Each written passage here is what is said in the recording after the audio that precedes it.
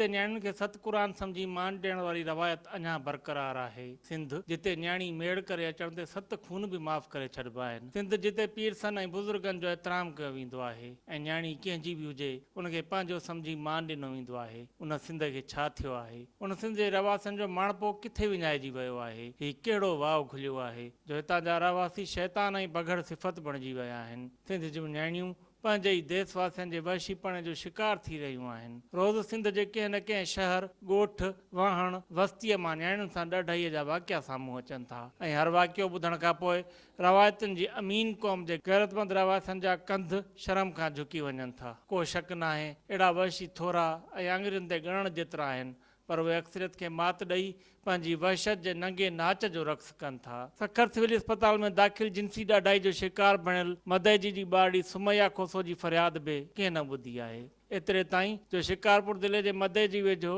टंडो बहार जे ॻोठ अला बख़्श खोसो जी रवासण 8 वरनि जी ॿारड़ी सुमैया खोसो सां वहशी बघड़ जी ॾाढाई जो केस अञा ताईं दाख़िल न थी सघियो आहे। सखर सिविल अस्पताल जे लेबर रूम में सुमैया जो इलाज जारी आहे। हिकु ॾींहुं अॻु जॾहिं सुमैया खोसो खे इलाज लाइ शिकारपुर अस्पताल मां सखर सिविल अस्पताल रेफर कयो वियो त हिते पहुचण बाद चइनि कलाकनि ताईं अस्पताल में लेडी डॉक्टर मौजूदु न हुजण करे ॿारड़ी तड़पंदी रही ऐं अमले संदसि वारसनि खे सलाह ॾिनी त ॿारड़ीअ खे लाड़काणे खणी वञो। मीडिया ते ख़बरूं अचण बाद MS तस्लीम अख्तर खमीसाणी सहकंदे अस्पताल पहुतो ऐं लेडी डॉक्टर खे कॉल करे घुरायो ऐं ॿारड़ीअ जे इलाज जो सिलसिलो शुरू थियो।